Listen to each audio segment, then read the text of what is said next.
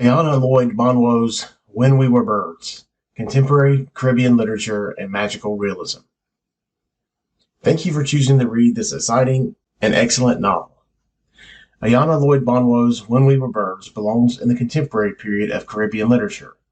I have lots of videos about this era of Caribbean literature on my YouTube channel, so I would encourage you to read more of these recent books and watch my instructional videos. While this book is set on the island of Trinidad of the country of Trinidad and Tobago, I will not be discussing much about that country's history in this video. I would point you to some of my other videos on V.S. Nepal and C.L.R. James to learn more about that history. Instead, I want to explain the book's use of myth and magical realism. Please notice that I use quotation marks around the term magical realism in the subtitle of this presentation. While this term commonly refers to unreal situations that are accepted as real in literature, magical realism has become a literary device that represents a non-Western worldview. This worldview borrows from indigenous and diasporic traditions what Eric Williams calls central sources. In this way and others, magical realism is not necessarily magical, but excursions into the myths, worldviews, and perceptions of non-Western peoples. When We Were Birds rewards readers with these excursions and experiences. Banwo was born in Trinidad and Tobago, but later moved to the United Kingdom. Like many other contemporary writers from the Caribbean, Banwo could be considered a transnational writer, living and working in another country, but still maintaining connections to their country of origin. As her first novel, When We Were Birds has garnered a lot of success and won many awards. Banwo explains that the book emerged out of her grieving process. She explains, quote, "My mom died in 2013, my dad the next year, and my grandmother the year after that. I really didn't have a story, but I had an idea of writing about grief, and that felt like such a big thing. Because of experiences, I spent a lot of time in cemeteries, in the hospital, in the morgue, and I learned a lot about the bureaucracy of what it means when somebody dies. Standing in line to get death registration and your funeral grant." End quote. As you read the novel, you can follow how mourning operates for the characters. Significantly, for this presentation, I want to call attention to the quote above. Banwo describes the situations in the book in terms of an indigenous sense of religion and spirituality, where time is not linear, where the living and the dead are not as far from each other. When We Were Birds constantly explores these situations. While the book does not explicitly state the setting as Trinidad, When We Were Birds takes place in this country, with Port of Spain as a key place in the novel, known as Port Angeles. For more information on the history and demographics of Trinidad and Tobago, please watch other videos on my YouTube channel. On the slide above, you can see a map of the country and its vicinity to mainland South America. In the quotes on the left, Banwo explains why Trinidad was important for the story. Like other famous Trinidadian writers, Banwo maintains a flexible style for her writings. One important thing to remember is how our impressions of the Caribbean inform our understanding of the place. Banwo elaborates on this concept. Quote, "You know, there are two imposed projections of islands. The idyllic island, the tourist brochure, a beach with a hotel front, a couple of people thrown in for local color, and the mysterious island, the colonial Gothic projection, with its people that do strange things, who are scary but tantalizing. And both are false. Both are islands seen through different colonial lenses." End quote. I think it is important to navigate these projections as you read Caribbean literature. In addition to these projections, Banwo reminds us that islands have urban spaces as well. Whether it is Kingston, Nassau, Port-au-Prince, Havana, or Port of Spain, urban centers on islands are diverse. Banwo explains this fact, quote, "Islands have cities which have the same needs and energies as cities anywhere else," end quote. Moreover, these cities, according to Banwo, quote, "are always very real in a way that might seem strange to some readers who do not know them. They are extremely urban, extremely cosmopolitan, with high-rises, yachts, wealth, people going for brunch. But they are also indigenous, rural, with hidden places that you only know if you know. So, as much as Port Angeles is mythical and magical, that is very much how cities are. You can't find your way in a city just so. Not everywhere you're going to see and know. Some places somebody has to carry you to. Some places you go there and you'll get shot. End quote. Seeing these island cities in similar ways to any other metropolis allows us to understand them and their inhabitants as we see and know ourselves.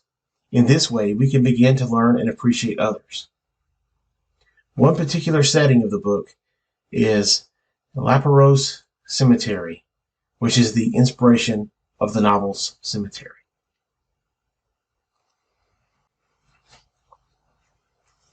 Rastafarianism is an important religion in the novel. For an extensive video about this religion, please watch my video on Kai Miller's August Town on my YouTube channel. In that video, I offer an extensive history and discussion of this religion. As I mentioned earlier, magical realism offers a window to see indigenous and diasporic perceptions of the world. While the term originated in Latin American literature, magical realism is often found in other non-Western literatures. We will examine a key moment in the book where this term applies. Before we look at that moment, though, I want to show some of the resistance to this term. Famously, Toni Morrison contested this label for her novels. She explains the concept from the African diaspora perspective. In a 1988 interview with Christina Davis, Morrison explains her discomfort with the term magical realism. Quote, "I was once under the impression that the label magical realism was another one of those words that covered up what was going on. If you could apply the word magical, then that dilutes the realism. But it seemed legitimate because there were some supernatural and unrealistic things, surreal things, going on in the text. But for literary historians and literary critics, it just seemed to be a convenient way to skip again what was the truth in the art of certain writers." End quote. Morrison cautions scholars to respect the worldview of others and to not denounce the perspective as magical or another poorly chosen adjective. Indeed, we need to be careful when magical realism is employed in novels. Morrison continues to explain this concept. Quote, "My own use of enchantment simply comes because that's the way the world was for me and for the black people that I knew. In addition to this very shrewd, down-to-earth, efficient way in which they did things and survived things, there was this other knowledge or perception, always discredited but nevertheless there, which informed their sensibilities and clarified their activities." End quote. Particularly important in this phrase to me is Morrison's insistence that there was this other knowledge or perception, always discredited but nevertheless there. Consequently, just because you may not understand it or even recognize it, this knowledge exists and it has power. Flying Africans may not live in your world, but they do in others. After all, Morrison proclaims, quote, "This is the reality." End quote. Significantly, Morrison reminds us that her writing and others tap into and reach back to sources of inspiration that are unique and powerful. In the quote above, Morrison verifies the effectiveness of unbelievability in this type of writing. When returning to We Were Birds, magical realism occurs throughout the book. While I could pick many examples, I want to point out the one above. In the bottom quote, "Moths invade Moraine Marie." While innocuous at first, these moths proliferate. Banwo's vernacular description above shows the beginning of this invasion.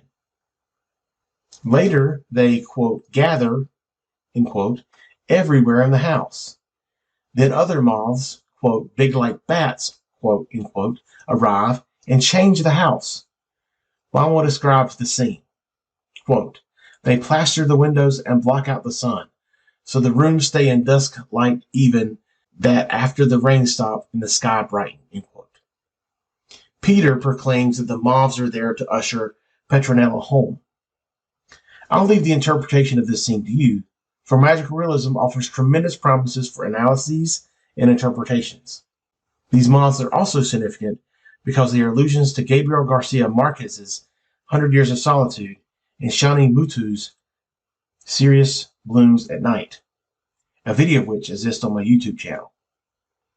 Banwo explains her use of this device, stating, quote, "It's partly because that's what I like, but also because I'm a Black woman from the Caribbean with a worldview that is based in indigenous spirituality. So I don't know how to separate the magic from the real. There isn't a separation for me. It's not that I haven't written stories which are very straight realism, but it feels natural to me that at some point there's something unexplained in the story," end quote. Her, quote, indigenous spirituality, end quote, forms the basis of her writing in When We Were Birds. In other words, for this reason, it is necessary to remember Banwo's key takeaway, quote, "When you say magical realism or fantasy, it prepares you for something that's going to happen that's not in the normal vein of reality. But really, there's nothing normal about life," end quote. Before we conclude this presentation, I want to mention the book's structure and style. In the slide above, I list 7 sections that make up this book. In terms of style, Banwo uses Creole in the novel. This style choice does not employ possessive properties and subject-verb agreement, to name a few characteristics. This style is important for Banwo, who explains, quote, "But none of us are free from our colonial education system. At school, I was taught to speak in standard English and to write like I was Jane Austen. But your vernacular is very different, so you're always moving between your different Englishes and voices. I knew from the start that this was not a novel in standard English," end quote. By giving voice to non-standard English, Banwo makes a political decision. She also makes a choice by centering the story around women. Quote, "I think that in my book, having a matriarchy, a matrilineal family, is in fact valorizing something that for a long time we were told not to valorize. I hope that in a way it challenges by valorizing rather than just challenging," end quote. I hope you can find value in Banwo's choices. At the heart of the novel, When We Were Birds, is a love story. Ejad and Darwin learn to love each other. To me, this aspect of the book promotes a deep, enjoyable reading. In the quote above, Darwin offers his own Notting Hill moment. As a means of a conclusion, I want to mention the importance of ancestors. Banwo mentioned that the book began during her grieving process. In the book's acknowledgments, Banwo stresses the role of her ancestors. She writes, quote, "None of this without the ancestors, those so distant that I know them only as quiet guiding whispers in the dark," end quote. In the quote above, the main character learns to respect her special abilities and her ancestors. Grief is a part of this respect because we must honor the past and maintain the memory of them for the living. Banwo elaborates on this concept in her interview. Quote, "The thing about grief is that it's prolonged, whether you acknowledge it or not. At first, you get word that someone has died, and then there are a series of things that have to be done, right? That's the bureaucratic element of death, the paperwork, the life insurance, the funeral costs, the death certificate. Those things have to happen, and they don't respect how you're feeling.